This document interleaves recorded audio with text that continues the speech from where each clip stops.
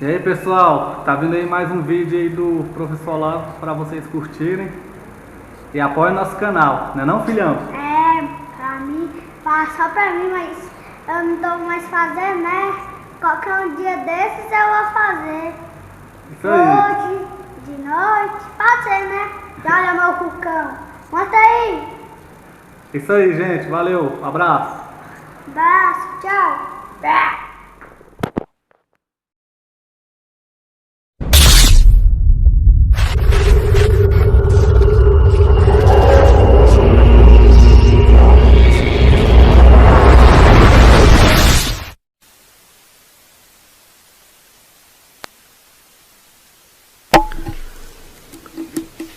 Então vamos lá, boa noite a todos, sejam bem-vindos. Hoje eu queria continuar um pouco com aquele tema, vamos dizer, das condições constantes da experiência terrestre, e uma delas, evidentemente, é o tempo e, portanto, vamos dizer, a mutabilidade das coisas. Nós sabemos que nem todas as coisas mudam e se transformam com a mesma velocidade. Isso, por exemplo, o clima diário muda com uma certa velocidade, né? A posição das coisas muda, mas há coisa que permanece durante um longo tempo, as pedras permanecem imóveis, as montanhas continuam nos seus lugares, né? E além disso existe a regularidade de certos ciclos. Talvez não exista alguma coisa que seja mais móvel e inconstante do que a própria mente humana. Dificilmente nós conseguimos fixar a atenção numa coisa durante muito tempo, nós estamos o tempo todo mudando. Então, esse vamos dizer, espetáculo das mutações e da impermanência despertou desde muito cedo na humanidade o desejo de reduzir tudo isso a um esquema explicativo. E daí surge a ideia, vamos dizer, da luta dos contrários. Por exemplo, você vê isso na tradição chinesa, com o I Ching, o negócio do Yin e Yang, mas sempre acima dos contrários existe uma outra instância que é imutável, eterna e de certo modo inatingível, que seria o Tao. Não é isso? Assim como em Heráclito você tem também a luta dos contrários, mas acima dele você tem o Logos imutável. De maneira que a famosa diferença entre Heráclito e Parmênides não é tanto quanto se diz, no fundo eles estão dizendo a mesma coisa. Não é isso? Então, ou seja, existe o mundo da experiência, que é, vamos dizer, composto de mudança e impermanência, mas por baixo ou por cima dele deve haver algo de constante.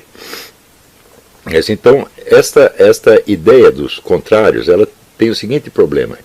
Em primeiro lugar, o que nós observamos não é a luta de contrários, o que você observa é uma vasta multidão de coisas diferentes. E essas coisas diferentes não estão em luta. Por exemplo, eu não acredito que as árvores estejam em luta contra os passarinhos, tá certo? Né? Ou os ovos contra as nuvens, isso aí não existe. O que você tem, vamos dizer, a própria ideia da luta do contrário já é uma imensa simplificação abstrativa, tá certo? Que ela não é uma coisa que apareça, né, diante de nós como uma evidência. Por exemplo, quando uma espécie animal caça a outra, tá certo? Claro, você tem um conflito dos contrários, o caçador e o caçado, mas no grupo de caçadores não está havendo conflito algum. Você vê um bando de lobos perseguindo uma ovelha, eles estão contra a ovelha, mas não estão contra si mesmos. Então, isso quer dizer que a luta dos contrários jamais foi observada em parte alguma. Né? Ela não é um dado da natureza, ela não é um dado da experiência. Ela é um esquema que alguns filósofos imaginaram para tentar reduzir, vamos dizer, a um formato simples, né, a imensa variedade das experiências a que tinham acesso. Tá certo? Mas é uma ideia muito antiga e que retorna. Um dos motivos pelos quais ela retorna é uma constante da mente humana. A mente humana, ela não tem nenhuma capacidade de contemplar a verdade diretamente. Ela só concebe a verdade através de contrastes. Assim como para desenhar você precisa de uma superfície de contraste. Você coloca uma linha que não existe para demarcar. Você quer desenhar um cachorro, então você faz o perfil do cachorro. Essa linha, a qual não existe na realidade, demarca o fim do cachorro, o começo de tudo mais. Né? A nossa mente funciona do mesmo modo. A nossa capacidade de concentração é mínima, é ridícula se você pensar bem. Né? O bom e velho Gurdjieff, que era um gozador, mas que de vez em quando dizia umas coisas certas, ele dizia que todos os problemas da humanidade estariam resolvidos se nós conseguíssemos prestar atenção num dedo durante 5 minutos. Mas experimente, você vai ver que logo a sua mente vai parar em outra coisa. Uma vez perguntaram a Hugo de São Vítor por que o ser humano não conseguia se concentrar em Deus. Mas na verdade não consegue se concentrar nem numa azeitona, quanto mais em Deus. Então Hugo de São Vítor fez um desenho, que é uma obra de arte, mas que era um esquema cosmográfico, né? E deu um dos seus cursos mais complexos de todos os tempos, né? Então, não é que os caras não conseguiam se concentrar em Deus, acho que eles não conseguiam se concentrar no curso do Hugo de São Vítor. Então, esta impermanência da mente humana é outro dado de experiência, tá certo? E, em função disso, é que aparece a ideia da dialética. Ela aparece, ela já está em germe, de certo modo, na ideia da luta dos contrários, tá certo? Mas, como um método de investigação, de pensamento e de educação, ela aparece, sobretudo, com Sócrates, né?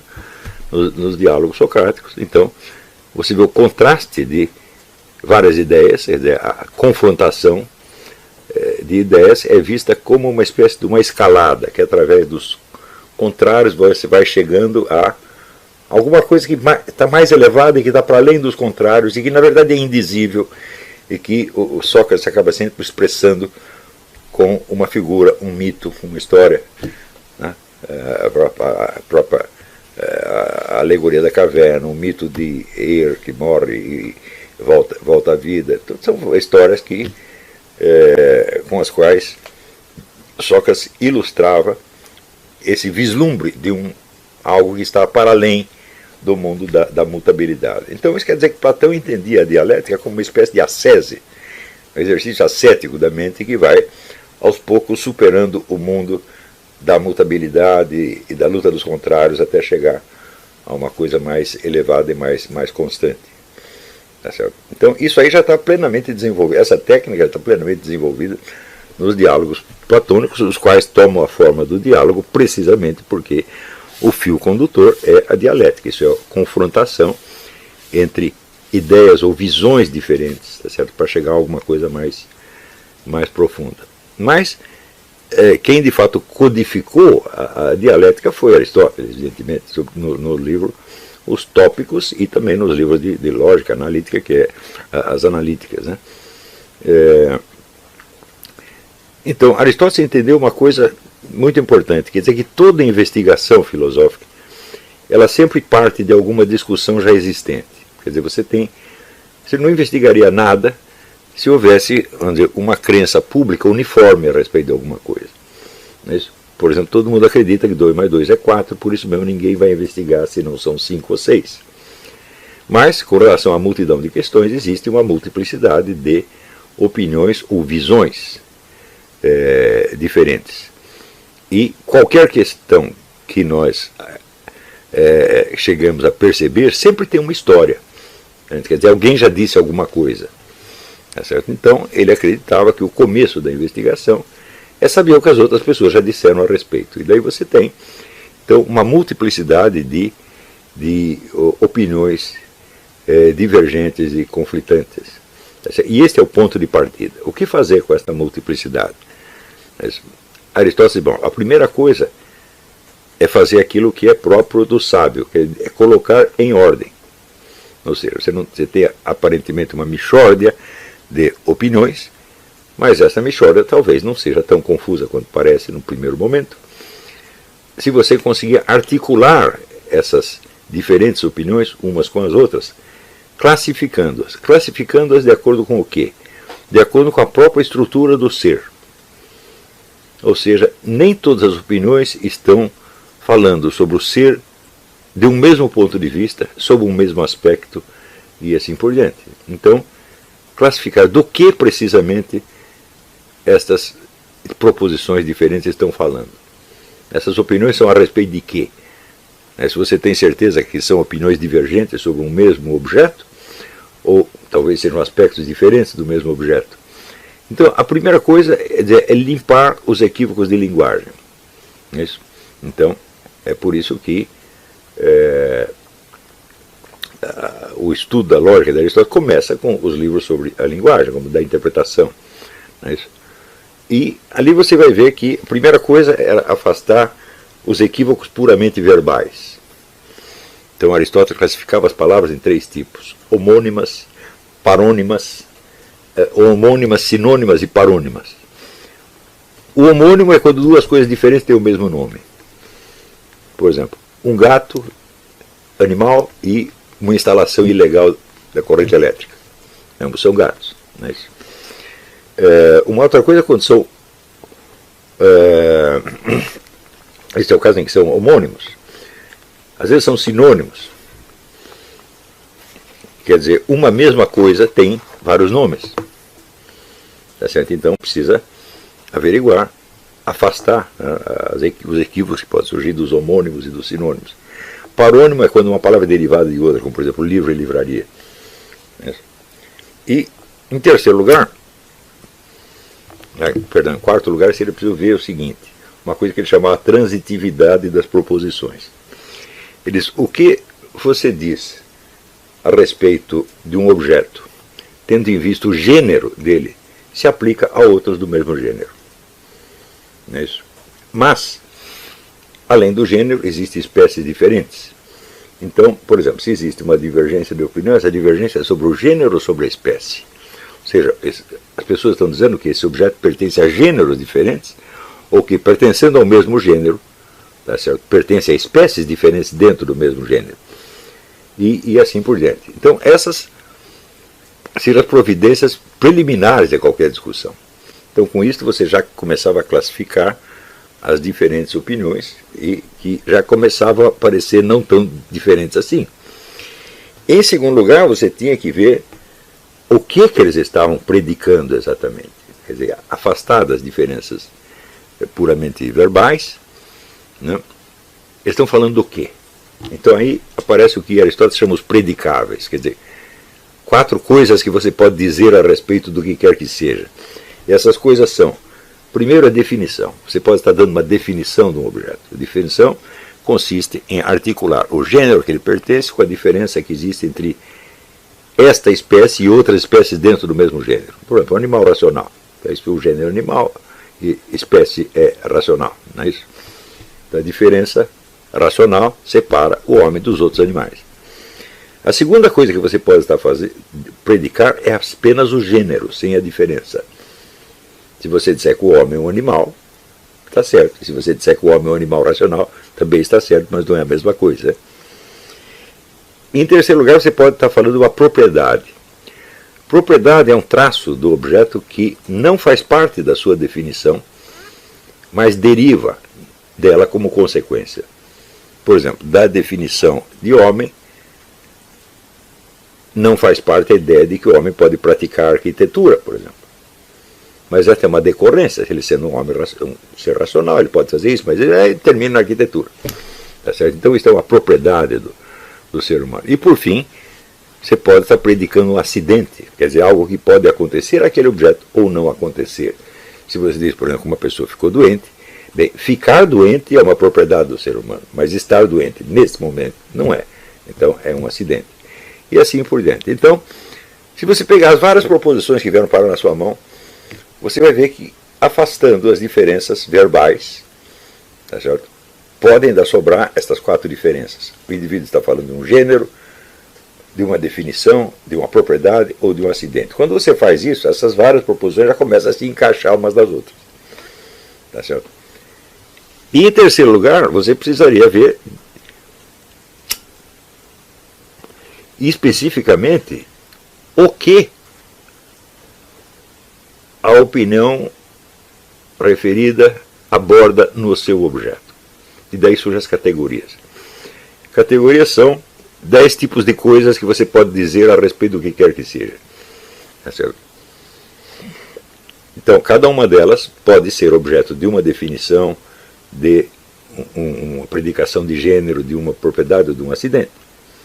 Então você vê que o negócio vai complicando, né? Quer dizer, o esquema vai complicando. Para quê? Para simplificar a discussão. E o esquema classificatório ele se amplifica e aumenta para poder fazer mais facilmente operar as classificações. Então Aristóteles reconhecia 10 substâncias. Né? A substância, a quantidade, a qualidade, a relação, lugar, tempo, posição ou atitude, hábito, condição ou estado, ação e paixão. Tá certo? Às vezes ele reduz em uma lista de 8, mas em geral a tradição consagrou essas 10. Então, o que é uma substância? Diz Aristóteles, assim, ele não dá uma definição de substância, mas ele dá um critério de reconhecimento. O critério de reconhecimento é: substância é aquilo que não é nem predicado de outro, nem parte de outro. Não é isso? Então, se você pega um gato, bom, um gato não é uma qualidade de outro gato, ele é alguma coisa nele mesmo, tá certo? E então, ele não faz parte de uma outra coisa. Ele faz parte da espécie, mas não de uma outra coisa, presta atenção. Ele não diz que uma substância é uma coisa totalmente isolada que não faz parte de nada. Ele não faz parte de outra substância. Embora possa fazer parte da sua espécie e gênero. Então, esse é um critério de reconhecimento. Não interessa agora discutir mais profundamente a substância, mas interessa você saber o seguinte: se o que quer que alguém diga sobre alguma coisa pode estar indicando uma substância, indicando uma qualidade dessa substância, indicando uma quantidade dessa substância. Por exemplo, se você pegasse todas as proposições da física quântica, todas são proposições quantitativas, são proporções. Não está dizendo o que as coisas são. Os físicos quânticos, desde o tempo do Max Planck, estão estudando partículas subatômicas. Se você perguntar para eles o que é partícula subatômica, eles dizem: não sei o que é, só sei quanto tem. Então, a física quântica inteira é composta de proposições quantitativas. Proposições quantitativas que são verificadas experimentalmente milhões de vezes. Tá certo? Então, elas são verdadeiras, mas você não sabe a que substância ela se refere. Tá certo? Não se sabe nem se isto pode ser chamado de matéria ou não. O Wolfgang Schmidt diz que as partículas subatômicas não são propriamente matéria, tá certo? Mas são aquilo que Santo Tomás de Aquino chamava de matéria secunda, segundo tipo de matéria, que se caracteriza por ter somente quantidade. Ou seja, não é uma coisa verdadeiramente. É um estado, uma transformação, um fenômeno qualquer, tá certo? Mas não uma coisa. Você pode estar falando de uma relação entre uma coisa e outra. Você pode estar fazendo uma proposição temporal de que algo aconteceu em tal data. Tá certo? Você pode estar assinalando um lugar que não precisa ser, vamos dizer, o lugar no sentido geográfico. Pode ser, por exemplo, um lugar dentro de uma tábua classificatória. Você pega a tabela periódica dos elementos, onde está, sei lá, o tungstênio aí. Tá certo? É um lugar, de certo modo. Pode ser, vamos dizer, uma posição ou atitude, quer dizer, o que está, em que situação o objeto está agora, e assim por diante. Na hora que você pega todas as proposições aparentemente conflitantes e reclassifica, diz, esse está falando disso, aquele está falando daquilo outro, ele está falando do outro, você automaticamente transforma a mixórdia de opiniões num sistema de proposições ordenado. Então, de certo modo, você já tem, só com as proposições recebidas, o arcabouço de uma teoria. Tá certo? E daí você pode começar a investigar. Somente aí você pode começar a fazer o que nós chamaríamos de uma investigação experimental. Aí você pode conferir as proposições com os fatos, com a realidade. Antes disso, não. Tá certo? Então, se você fizer antes disso, você se arrisca a tratar uma proposição relativa à quantidade, como por exemplo da física quântica, como se fosse uma proposição substancial. Aqui não é, tá certo? Então, primeiro tem que fazer toda essa classificação, quer dizer, botar em ordem a discussão. Então, isso foi uma das descobertas mais maravilhosas de toda a história da filosofia. Esse que Aristóteles parte daquilo que já era uma prática em Sócrates e Platão. Mas ele transforma essa prática numa ciência, tá certo? Então, você vê que então, em Aristóteles, a dialética era uma ciência das proposições conflitantes. Tá certo? Ao longo do tempo, se volta de algum modo à concepção antiga, vamos dizer pré-platônica ou pré-aristotélica, da luta dos contrários. Ou seja, não se trata de proposições conflitantes ou antagônicas, mas de forças objetivas que em si mesmas são antagônicas, de algum modo. Então, por exemplo, com Hegel, aparece claramente a ideia de que todo ser universal é composto de conflito. Era exatamente a mesma ideia que aparecia em Heráclito. Tá certo? E, em Heráclito você tinha o Logos que estava acima disso, que abrangia tudo isso e organizava de algum modo. No Hegel, o que está acima dos conflitos e articula o conjunto? O próprio Hegel, evidentemente. Porque é só nele que aparece a fórmula total do desenvolvimento, tá certo? Desde as primeiras origens até aquele momento. Então, a razão do indivíduo chamado Hegel, ela passa a ser o Logos, de algum modo. Não é isso? Isso aí, nós podemos dizer que foi uma catástrofe na história da filosofia. Porque Hegel afirma o seguinte, que a autoconsciência humana, como tudo o mais, surge da luta dos contrários. Ou seja, a sua autoconsciência, ela emerge pelo seu conflito com aquilo que não é você. Não é isso? Então, até hoje eu me pergunto, se a sua autoconsciência, ela não existe como tal, mas ela só passa a existir através do conflito, eu me pergunto como é que uma coisa que não existe pode passar a existir simplesmente porque alguma coisa a nega. Basta você fazer essa pergunta e você vê que tem algo errado, profundamente errado no Hegel. E o erro está no seguinte, ele quer explicar a origem da autoconsciência, e não só da autoconsciência dele, ou da minha, ou da sua, mas a autoconsciência do próprio Deus, que segundo ele se desenvolve no tempo através da dialética, partindo não de um exame da autoconsciência real e concreta, tal como existe nele mesmo, ou em mim, ou em você, mas partindo de um conceito de autoconsciência. Um conceito abstrato de autoconsciência. Então, ele cai na mesma esparrela do Descartes, que ele chama de eu, algo que não é o eu concreto, real, histórico, mas que é um conceito de eu. Eu expliquei nas aulas que eu dei sobre Descartes, que ele começa as suas meditações metafísicas como se fosse uma autobiografia interior, contando uma experiência que ele viveu. Tá certo?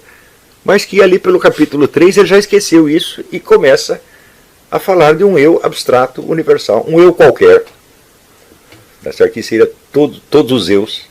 Tá certo? Então o que era uma autobiografia, o que era um exame da experiência, se torna uma dedução lógica, a partir de um conceito abstrato.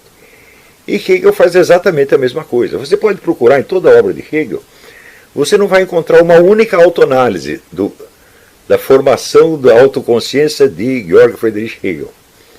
É tudo um eu abstrato, é o eu. É isso? Então, se nós perguntamos, mas que raio de coisa é esta que se opõe ao eu? Evidentemente, tudo o que não é eu. Mas digo, mas tudo o que não é eu se opõe a mim. Se fosse assim, eu não teria a menor chance. Não é isso? Mas na experiência real da vida, você vê que daquilo que não é eu, que eu sei que não é você, algumas coisas se opõem a você e outras são um suporte para você. E outras ainda são as duas coisas ao mesmo tempo. Por exemplo, o seu corpo. Se você está falando da pura autoconsciência, evidentemente a autoconsciência não é o corpo, ela tem um corpo. Não é isso? E esse corpo muda com o tempo, mas ele não muda como muda a autoconsciência. O corpo muda segundo uma pauta pré-determinada. Isso seguindo, vamos dizer, a forma da espécie humana. Quer dizer, o ritmo de crescimento, envelhecimento e morte dos corpos humanos. Tá certo? Então, a mutabilidade do corpo, ela obedece a leis. Tá certo? E são as leis da fisiologia e da fisiopatologia. Não é isso? Mas e a nossa mente? A nossa mente muda de uma maneira aparentemente anárquica. Não há uma regra para dizer, se você pensou nisso, logo em seguida você vai pensar naquilo. Não, você está pensando em ovo, daqui a pouco você está pensando em equação de segundo grau, depois está pensando nas peças de Shakespeare. Pode acontecer qualquer coisa, não é isso? Então, existe uma certa relação entre a autoconsciência e o corpo. Mas o que é o corpo? Ele é um elemento antagônico? Não é possível, porque é através dele que você...